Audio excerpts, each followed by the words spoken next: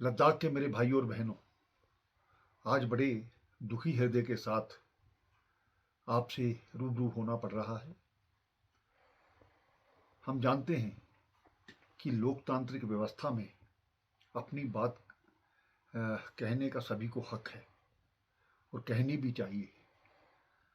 लेकिन कुछ दिनों से जिस प्रकार से हम जानते हैं, लद्दाख में एक अनशन रखा गया और हम चाहते हैं कि अनशन एक लोकतांत्रिक व्यवस्था का एक पार्ट है।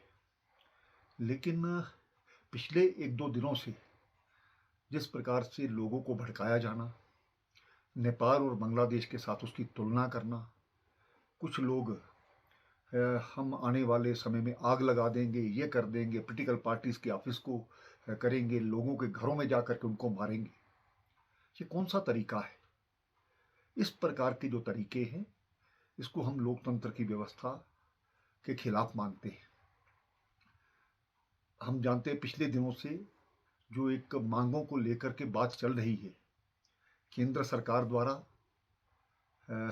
इसकी बात मानी गई और ये कहा गया कि बातचीत को दोबारा से शुरुआत की जाएगी। हमने तो कोई नाम तय नहीं किए, नाम आपने तय किए और ये भी तय हो गया कि इस दिन हम बात करेंगे। लेकिन उसके बावजूद वहाँ पर आकर के एक ग्रुप आता है, धरने में जाता है, धरने के बाद निकलता है और आकर के जगह जगह पर आग लग जाती है, पत्थरबाजी होती है। ये लद्दाख की परंपरा नहीं है। मुझे आशा ही नहीं पूर्ण विश्वास है कि जो लोग इसके पीछे हैं उनकी जांच तो की ही जाएगी, लेकिन वो इस लद्दाख के शांति व्यवस्था को खराब करने के लिए आए हैं, यहाँ का माहौल खराब करने के लिए आए। जो आज कुछ जाने गई हैं वो उसके जिम्मेवार हैं। इस प्रकार के लोगों को बर्दाश्त नहीं किया जा सकता।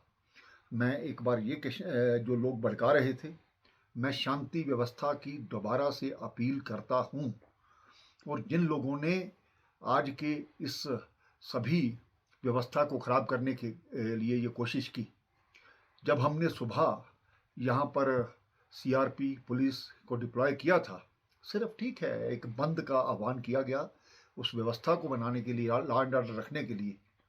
वहाँ पर हमारे सभी जो पुलिसकर्मी हैं उनके हाथ में लाठियाँ दी गई थी, लेकिन सीआरपीएफ के लोग गाड़ी के बीच में बैठे हैं और उनको जलाने का प्रयास किया जाता है।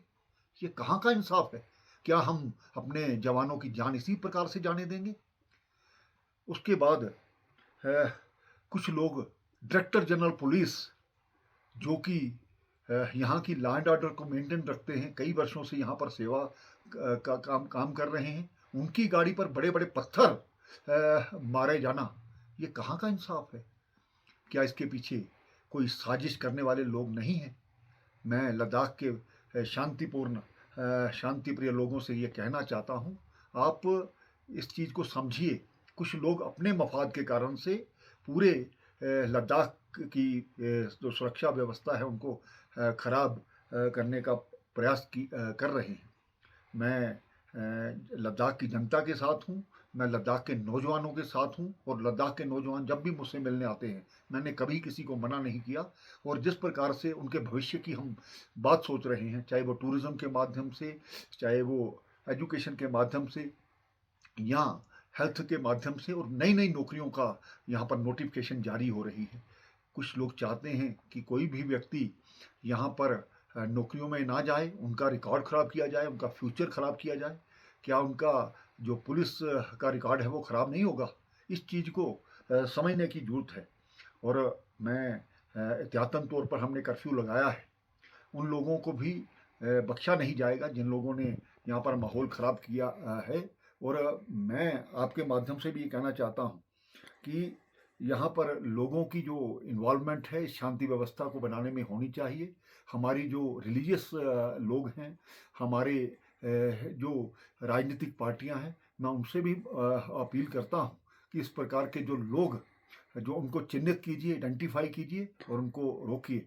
आओ हम सब मिलजुल करके लद्दाख में एक शांतिपूर्ण व्यवस्था को कायम करें। जो एहतियातन थोड़ा कर्फ्यू लगाया गया है, जो लोग इसमें जिन्होंने जानें गंवाई हैं उनके परिवार के प्रति संवेदना व्यक्त करता हूँ। लेकिन आइंदा इस प्रकार से ये सभी चीज़ें इसके लिए की गई ताकि और ज़्यादा यहाँ पर कैजुअलिटी करने का जो प्रयास किया जा रहा था उसको हमने रोका है। बहुत बहुत धन्यवाद। हम सब इसके बारे में सोचें और लद्दाख की शांति व्यवस्था बनाए रखें। धन्यवाद।